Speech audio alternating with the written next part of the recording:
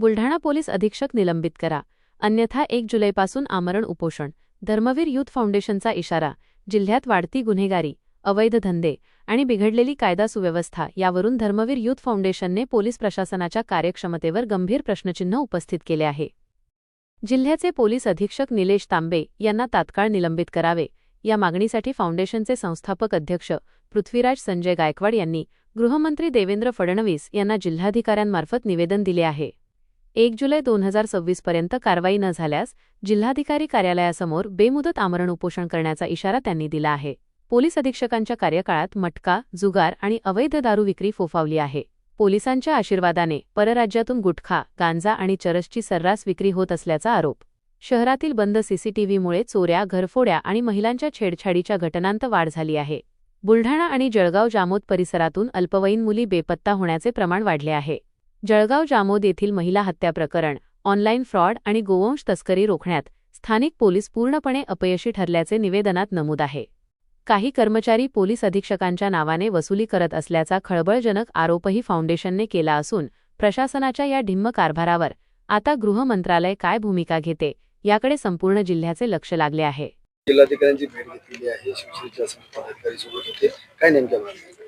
आमच्या नेमक्या मागण्या या आहे की बुलढाणा जिल्ह्यामध्ये चालणारे अवैध धंदे, मोठ्या प्रमाणात होणारी गौमातेची तस्करी, जिल्ह्यात चालणाऱ्या अवैध दारू, खुलेआम देशी कट्टे, नकली नोटा बुलढाणा मोठ्या प्रमाणात वाढलेल्या आहेत.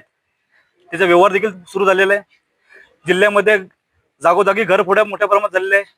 त्या बुलढाणा शहरामध्ये जवळपास 200च्या वर गाड्या चोरी केलेल्या आहे. तर जिल्ह्याचा आकडा 1000च्या वर असेल.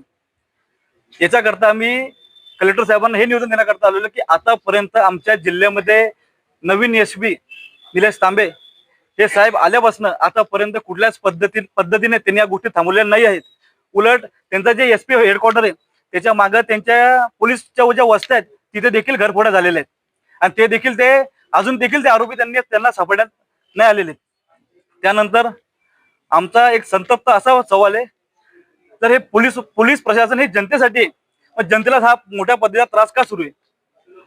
आम्ही एसपी साहेबांच्या विरोधात, जिल्हा पोलीस प्रशासनाच्या विरोधात मोठ्या पद्धतीने उद्या आमरण उपोषण या ठिकाणी करणार आहे. धर्मवीर फाउंडेशनच्या माध्यमातून व शिवसेनेच्या वतीने सर्व नगरसेवक, जिल्हा प्रमुख, सन्मान्य पदाधिकारी आज आम्ही त्याच करता या ठिकाणी निवेदन दिलेले. तुमची मागणी काय आहे? आमची मागणी ही आहे की जिल्ह्यामध्ये चालणारी अवैध दारू, मोठ्या प्रमाणात चालणारे अवैध धंदे, गौ तस्करी, घरफोड्या करणारे जेवढेही चुकीच्या गोष्टी जिल्ह्यामध्ये होत असेल त्या सगळ्या बंद झाल्या पाहिजे. आणि ज्याही पोलीस प्रशासन या गोष्टी जर मागे घालत असेल तर आम्हाला आमच्या एसपीचं निलंबन या ठिकाणी पाहिजे.